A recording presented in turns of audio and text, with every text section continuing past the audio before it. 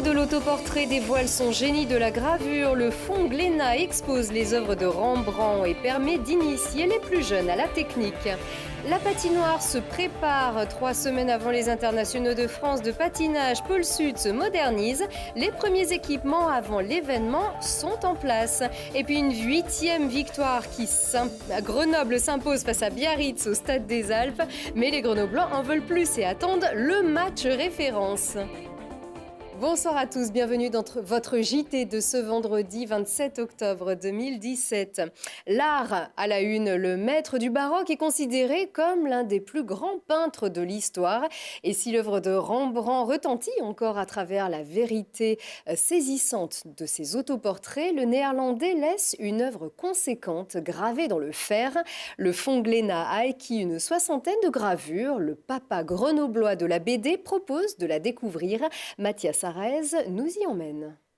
Grand maître en peinture, mais également en gravure, Rembrandt fait partie des artistes ayant rayonné sur le XVIIe siècle.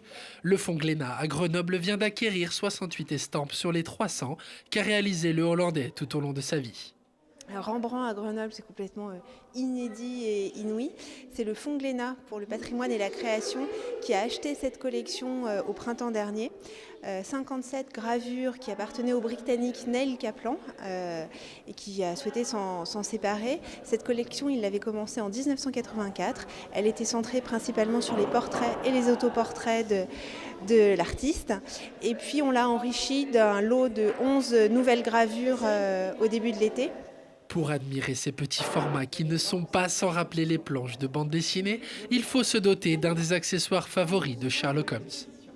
Ces loupes, elles servent à comprendre le génie de Rembrandt, puisque ces œuvres sont toutes petites. Pour certaines même ressemblent à des timbres-poste. Et donc les loupes, elles permettent aux enfants d'aller découvrir la finesse de l'œuvre réalisée par Rembrandt. Une minutie qui séduit aussi ses mini-visiteurs. Lors d'ateliers, ils s'essayent à la gravure et en profitent pour découvrir l'art de l'estampe.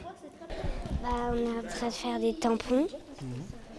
T'es en train de graver dans quoi? Dans de la mousse. Mais normalement, c'est dans du fer. Mais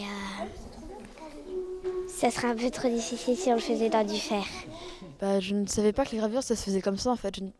Je ne connaissais pas la technique de passer dans la presse avec le papier et l'encre.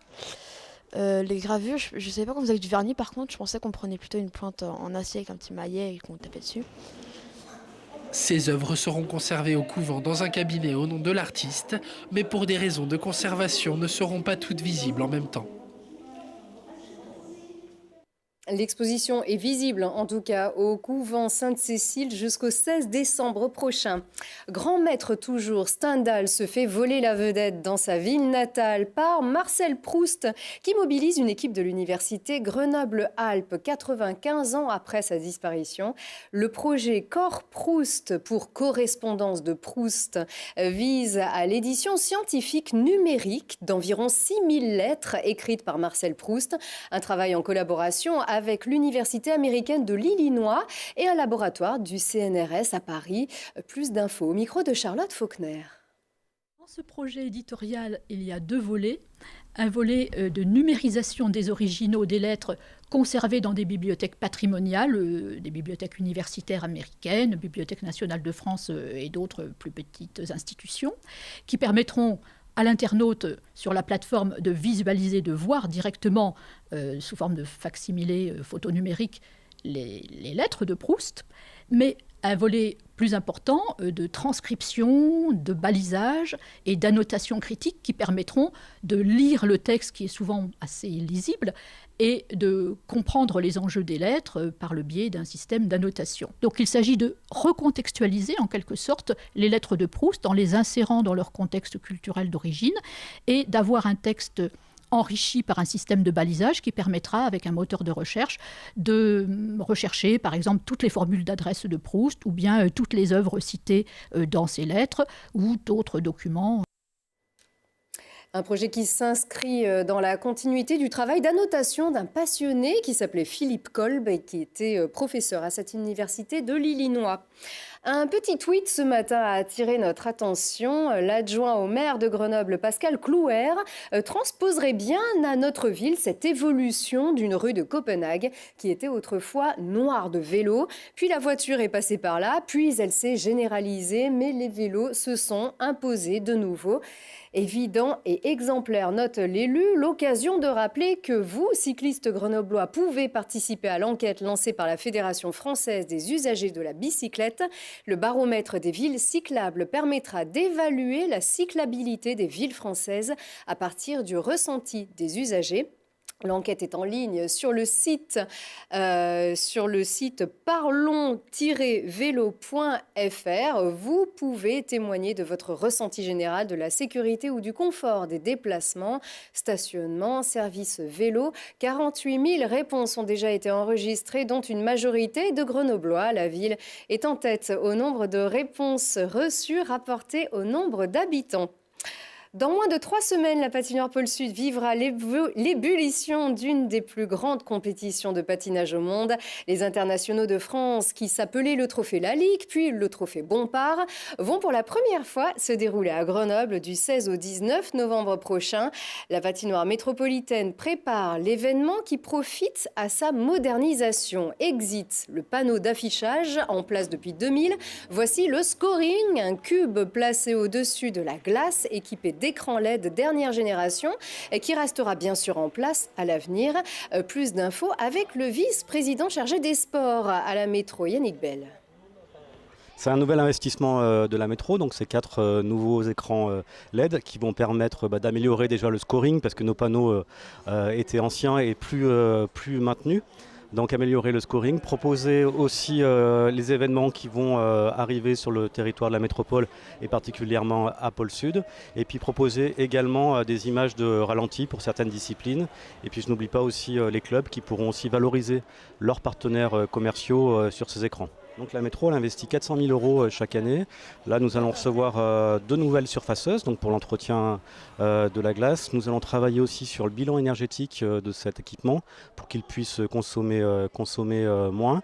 Et puis nous travaillons également sur une nouvelle configuration de la jauge pour pouvoir agrandir les capacités d'accueil et passer de 3500 à 4500 spectateurs, donc avec un système de placement de boîtiers avec des garde-boue et donc proposer une enceinte encore plus importante pour les grands matchs, les grandes affiches que nous accueillerons à Pôle Sud.